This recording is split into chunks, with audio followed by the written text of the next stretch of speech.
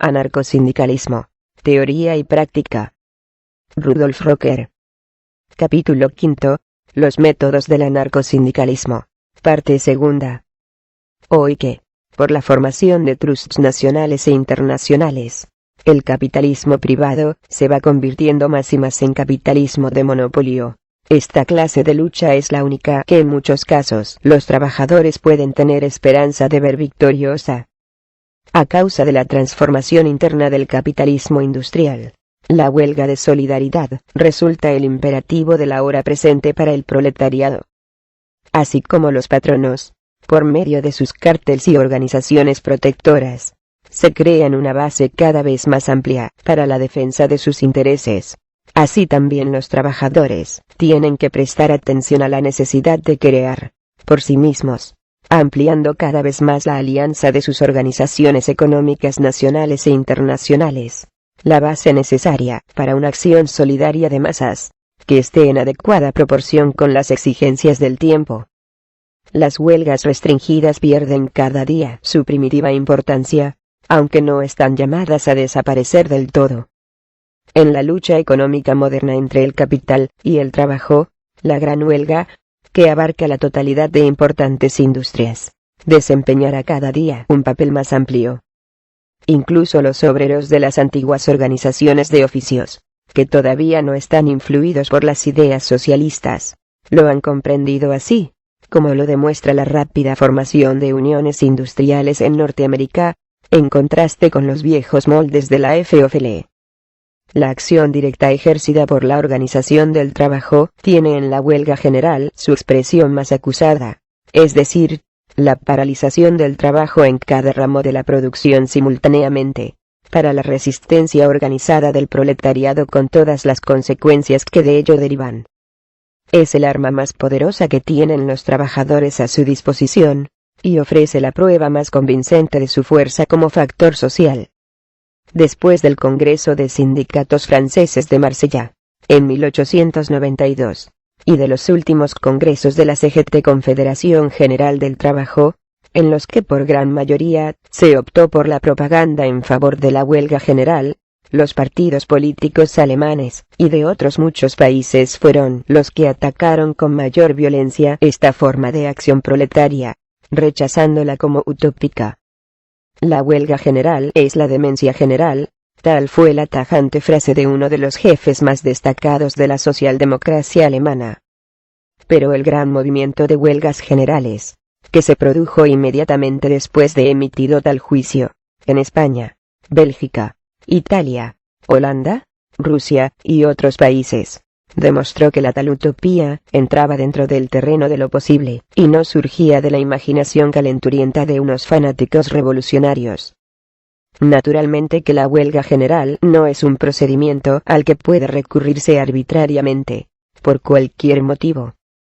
Requiere ciertas premisas sociales que le den su verdadera fuerza moral, y hagan de ella una manifestación de la voluntad de vastas zonas de la masa popular. La ridícula pretensión, tan a menudo atribuida al anarcosindicalismo, de que es simplemente bastante proclamar una huelga general para establecer en pocos días una sociedad socialista, es una acusación sencillamente estúpida, una invención de adversarios malintencionados para desacreditar una idea contra la cual no tienen mejores argumentos. La huelga general sirve para varios fines. Puede ser el último grado de unas huelgas solidarias, como por ejemplo, la huelga general de Barcelona en febrero de 1902, o la de Bilbao en 1903, que permitió a los mineros librarse del odioso truck system y obligó a los patronos a adoptar medidas sanitarias en las minas. Puede ser también el medio por el cual la organización trabajadora procura hacer presión para obtener satisfacción a alguna demanda general, como por ejemplo, en la proyectada huelga general de los Estados Unidos en 1886, para obligar a que se garantizase la jornada de 8 horas en todas las industrias. La gran huelga general de los trabajadores ingleses en 1926 fue a consecuencia de un plan de los patronos que trataban de rebajar el nivel general de la vida de los obreros, disminuyendo los jornales. Pero la huelga general puede tener también objetivos políticos, como por ejemplo, la lucha de los trabajadores españoles en 1904 para libertar a los presos políticos, o la huelga general de Cataluña en julio de 1909 para obligar al gobierno a terminar la guerra de Marruecos. Hay que citar, como de la misma categoría, la huelga general de los trabajadores alemanes en 1920 que se produjo después del llamado Putsch de Kapp, y puso fin a un gobierno que había tomado el poder por el procedimiento de la cuartelada. Lo mismo fueron las huelgas de conjunto de Bélgica, en 1903, y de Suecia, en 1909, para recabar el sufragio universal, y la huelga general de los obreros rusos, en 1905, para la garantía de la Constitución. Pero en España el movimiento huelguístico, ampliamente extendido entre los obreros de la ciudad y del campo, después de la rebelión fascista de 1936, se desarrolló en forma de huelga general social, y condujo a la resistencia armada, y, con ello, a la abolición del orden económico capitalista, y a la organización de la vida económica por los mismos obreros. La gran importancia de la huelga general está en lo siguiente. De golpe provoca la paralización de todo el sistema económico, y lo sacude hasta los cimientos. Por otra parte, una acción así, no depende de la preparación práctica de todos los trabajadores, de la misma manera que tampoco todos los ciudadanos de un país participaron nunca en una brusca transformación política. El que los obreros de las industrias más importantes, organizados, cesen en el trabajo en un momento dado, es suficiente para agarrotar todo el mecanismo económico, que no puede marchar sin la provisión diaria de carbón, energía eléctrica y materias primas de todo género. Por eso, cuando las clases gobernantes se hallan enfrentadas con un proletariado enérgico, organizado y aleccionado en los conflictos cotidianos, se percatan de lo que arriesgan en el asunto, y, por encima de todo, temen adoptar una actitud que podría conducirles a situaciones extremas. El mismo Juan Jaurés, que, como socialista parlamentario, no estaba conforme con la idea de la huelga general, tuvo que reconocer que tales movimientos eran una advertencia a las clases posesoras, para que obren con prudencia, y, sobre todo, para que renuncien a abolir derechos puramente conquistados, pues saben que eso podría fácilmente abocarles a la catástrofe. Pero en tiempo de crisis social universal, o cuando, como actualmente en España, de lo que se trata es de proteger a todo un pueblo contra los ataques de la reacción oscurantista, la huelga general es un arma inestimable. La paralización de toda la vida pública dificulta el que se pongan de acuerdo los representantes de las clases dirigentes y los funcionarios locales con el gobierno central, cuando no lo impide completamente. Incluso el ejército es en tales casos movido para otros servicios que los ordinarios en una rebelión política. En el segundo caso, le basta al gobierno, mientras cuente con la lealtad de los militares, concentrar las tropas en la capital y en los puntos más importantes del país, con objeto de cortar los peligros que podrían alzarse. Una huelga general, en cambio, obliga inevitablemente a diseminar las fuerzas armadas, pues entonces lo que importa es proteger todos los centros importantes de la industria y el sistema de transporte contra los huelguistas en rebelión. Ahora bien, esto quiere decir que la disciplina militar, que es mayor cuando la tropa opera en grandes formaciones, se relaja. Donde quiera que los militares se hallen en pequeños grupos frente a determinada gente que pelea por su libertad, hay siempre el peligro de que, al menos una parte de los soldados, reflexione y comprenda que, al fin y al cabo, está apuntando con las armas a sus propios padres y hermanos. Porque el militarismo es también fundamentalmente un problema psicológico, y su funesta influencia se manifiesta invariablemente de manera más peligrosa cuando a los individuos no se les da medio de pensar en su dignidad de seres humanos. No se les ofrece ocasión de ver que hay otras funciones más altas en la vida que entregarse a los designios de un opresor sanguinario del propio pueblo. Para los trabajadores, la huelga general sustituye al levantamiento de barricadas de las agitaciones políticas.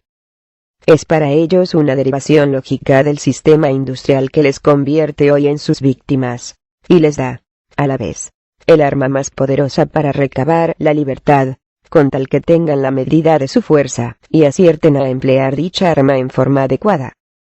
Guillermo Morris, con la profética visión del poeta, auguró este desarrollo de la situación en su espléndido libro News from Nowhere, Noticias de Ninguna Parte, en el que hace preceder la reconstrucción socialista del mundo de una serie de huelgas de creciente violencia, que destruyen todo el viejo sistema, hasta en sus más firmes cimientos, hasta que, por fin, los que lo defendían no tienen más remedio que ceder toda resistencia ante semejante despertar de las masas laboriosas de la ciudad y del campo.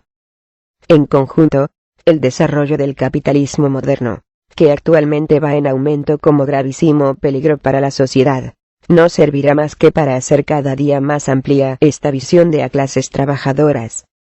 La esterilidad de la participación de los trabajadores en los parlamentos, que se ve cada día más claramente en todos los países, obliga a volverse a nuevos métodos para la defensa eficaz de sus intereses, y su eventual liberación del yugo de la esclavitud del salario. Otra forma importante de lucha, de acción directa, es el boicot. Puede ser empleado por los obreros tanto en su calidad de productores como de consumidores. La negativa sistemática a adquirir las mercancías procedentes de aquellas empresas cuyos productos no son elaborados en las condiciones aprobadas por los sindicatos, puede tener una importancia decisiva, especialmente en ramos de la industria que provee de mercancías de uso general. Al mismo tiempo, el boicot es muy adecuado para influir en la opinión pública en favor de los trabajadores, si estos acompañan su actitud de una propaganda acertada. El label sindical es un medio para facilitar el boicot, pues da al comprador la contraseña que le permite distinguir los géneros que desea de los que quisieran darle de otro origen. Incluso los amos del Tercer Reich han sufrido las consecuencias de lo que puede ser el boicot en manos de las grandes masas populares, y así lo reconocieron al declarar que el boicot internacional a los productos alemanes había causado serios daños a la exportación alemana. Esta influencia puede aún ser mayor, si los sindicatos hubieran mantenido al público al corriente merced a una incesante propaganda, y si hubieran seguido alentando la protesta contra la abolición del movimiento obrero en Alemania. Como productores, los obreros tienen en el boicot un medio de imponer el embargo a las empresas fabriles que se mostrasen especialmente hostiles a la organización sindical. En Barcelona, Valencia y Cádiz, la negativa de los estibadores a descargar buques alemanes obligó a los capitanes de los mismos a ir a dejar el cargamento a puertos del norte de África. Si los sindicatos de otros países hubieran obrado de la misma manera, hubieran obtenido resultados sin comparación superiores al de las protestas platónicas. Sea como quiera, el boicot es uno de los recursos de lucha más eficaces que tiene en sus manos la clase trabajadora, y cuanto más se percaten los obreros de este medio, tanto mayor será su comprensión y su éxito en los problemas de la lucha cotidiana. Entre las armas del repertorio anarcosindicalista, el sabotaje es la más temida por los patronos, y la más condenada como ilegal. En realidad se trata de un método económico de guerrilla, tan antiguo como el mismo método de explotación y de opresión política. En algunos casos, es un recurso obligado si fallan los demás medios puestos en juego.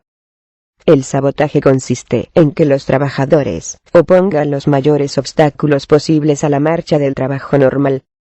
En general, así se procede cuando los patronos, valiéndose de unas circunstancias económicas adversas a la industria, o de otra causa, ven una ocasión de aprovecharse y tratan de rebajar el nivel de vida del trabajador, por la disminución de los salarios y el aumento de la jornada de labor. La palabra misma está tomada del vocablo francés sabot sueco, y se da a entender con ello que el trabajo se haga torpemente, como a golpes de sueco.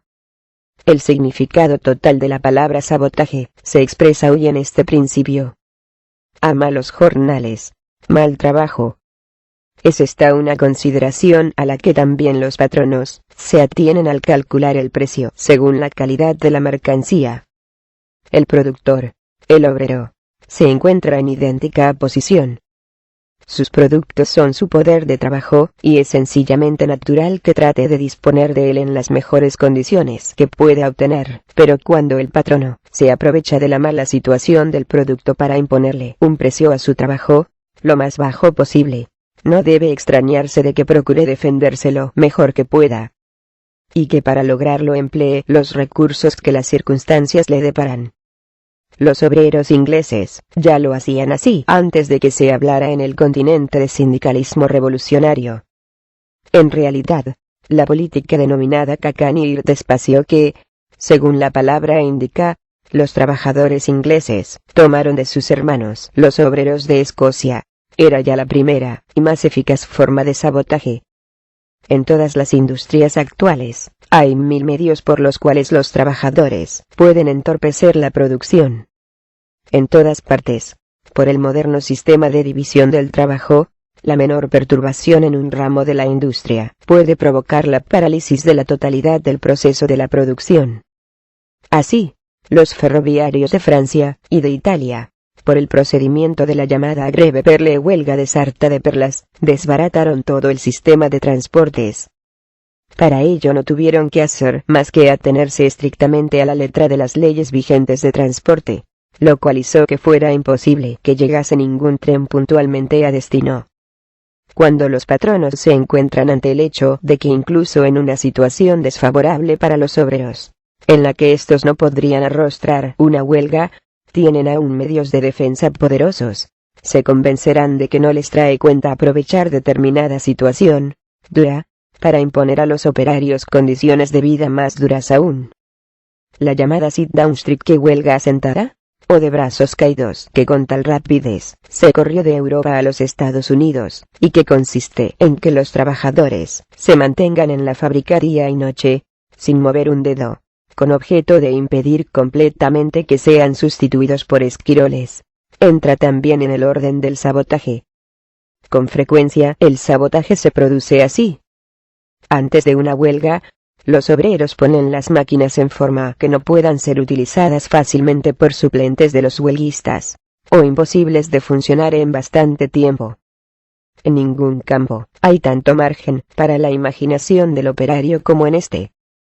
Pero el sabotaje de los trabajadores siempre se dirige contra los patronos, nunca contra el consumidor. En su informe ante el Congreso de la CGT, celebrado en Toulouse, en 1897, Emilio Puget hizo especial hincapié sobre este punto. Todas las noticias burguesas que atribuían a los panaderos haber amasado pan con pedazos de vidrio, o a los trabajadores de las granjas el haber envenenado la leche, y otras por el estilo, son infames patrañas con las que se trata de suscitar prevenciones en el público contra los obreros. El sabotear a los consumidores es privilegio ancestral de los patronos. La adulteración intencionada de las viandas, la edificación de miseros antroslums y viviendas malsanas con el material peor y más barato, la destrucción de grandes cantidades de productos alimenticios, para mantener los precios, cuando hay millones de seres que perecen en la más espantosa miseria. Los constantes esfuerzos patronales para deprimir lo más posible el nivel de la subsistencia de los trabajadores con el afán de aumentar sus ganancias. La impúdica costumbre de las industrias de armamento de proporcionar a otros países equipos completos de guerra, que, si llega el caso, serán empleados para devastar el país que los produjo. Estos, y otros muchos, son ejemplos sueltos de una inacabable lista de tipos de sabotaje empleados por los capitalistas contra su propio pueblo. Otra manera efectiva de proceder, según la acción directa, es la huelga social, que en un próximo futuro tendrá que desempeñar un papel mucho más importante. No tiene por objeto tanto los intereses de la clase productora como la protección de la comunidad contra las manifestaciones más perniciosas del presente sistema. La huelga social se encamina a recargar sobre el patrono sus responsabilidades para con el público. Tienen primordialmente en vista la protección de los consumidores, de los que son mayoría los mismos obreros. Hasta el presente, la misión sindical casi se ha limitado a proteger al obrero como productor, mientras el patrono respetase el horario de labor convenido y abonase los jornales establecidos. Su tarea estaba cumplida. En resumen, El sindicato se interesaba solamente por las condiciones en que sus miembros trabajasen, no en la clase de trabajo que hicieran. Teóricamente, es cierto que las relaciones entre el obrero y el patrono se fundan en un contrato establecido para el cumplimiento de algo definido. El objeto en este caso es la producción social. Pero un contrato solo tiene sentido cuando ambas partes participan por igual en el propósito convenido. En realidad, el obrero, hoy día, no tiene voz en las funciones de determinar la producción, porque sobre esto toda la atribución se la reserva el patrono. Consecuencia: el obrero se ve rebajado a hacer mil cosas que continuamente sirven solo para perjudicar a toda la comunidad, en beneficio del patrono. Se ve obligado el trabajador a emplear materias ínfimas y aún dañosas en la elaboración de productos, a levantar miserables viviendas, a aprovechar alimentos averiados, y a perpetrar infinidad de actos ideados para engañar al consumidor. Los anarcosindicalistas opinan que la gran tarea futura de los sindicatos consiste en intervenir enérgicamente en esto. Un primer paso en este sentido haría que, al mismo tiempo, la posición social del obrero se elevase y confirmase en gran medida esta posición. Ya se han hecho varios esfuerzos en este terreno, que dan testimonio de la nueva tendencia, como en Barcelona, cuando los obreros de la construcción se declararon en huelga, negándose a emplear material inferior y desecho de derribos para las casas de los obreros. 1902. La huelga de varios restaurantes de París, por negarse los empleados de la cocina a guisar comida barata y en mal estado. 1906. Y otros casos recientes con los que se podría hacer una lista considerable. Casos que demuestran cómo aumenta el sentido de responsabilidad de los obreros respecto a la sociedad.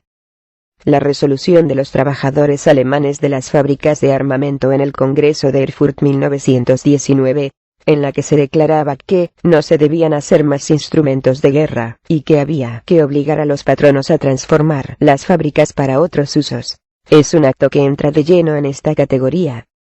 Y lo cierto es que dicha resolución se mantuvo lo menos 2 años, hasta que la quebrantaron las centrales de la organización sindical.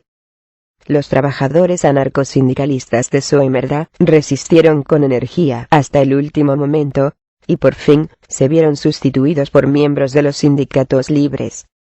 Como declarados adversarios de todas las ambiciones nacionalistas, los sindicalistas revolucionarios de los países latinos han consagrado siempre una parte considerable de su actividad a la propaganda antimilitarista, procurando mantener entre los soldados, bajo la apariencia del uniforme, a los obreros leales a su clase, y evitar que hicieran armas contra sus hermanos en tiempos de huelga. Esto les ha costado muchos sacrificios, pero nunca han cejado en sus esfuerzos, pues saben que, solo manteniendo una guerra sin tregua contra los poderes dominadores, pueden recobrar sus derechos. Al mismo tiempo, la propaganda antimilitarista contribuye a oponer en gran manera la huelga general al peligro de guerras futuras. Los anarcosindicalistas se percatan de que las guerras únicamente se libran en provecho de las clases dirigentes. Por consiguiente, estiman que es legítimo todo medio encaminado a evitar la matanza organizada de pueblos. También en este terreno los obreros tienen todos los resortes en sus manos, y solo necesitan la voluntad y la energía moral para ponerlos en juego. Ante todo, es necesario curar al movimiento obrerista de su fosilización interna, y librarlo de los lemas consignasueros, propios de los partidos políticos, para que avance intelectualmente, y desarrolle en sí mismo las cualidades creadoras que deben preceder a la realización del socialismo. El que esto es posible en la práctica, tiene que llegar a ser convicción íntima de los trabajadores, y cristalizar en una necesidad ética. La gran meta final del socialismo debe surgir de las luchas sostenidas un día y otro, a las que este objetivo da un carácter eminentemente social. En la pequeña refriega cotidiana, nacida de las necesidades de cada momento, debe reflejarse la gran meta de la liberación social. Y cada una de esas batallas contribuirá a allanar el camino y a robustecer el espíritu que transforma íntimos anhelos de los que las sostienen en voluntad y en acción. Fin del capítulo 5. Los métodos del anarcosindicalismo. Parte segunda. Anarcosindicalismo. Teoría y práctica.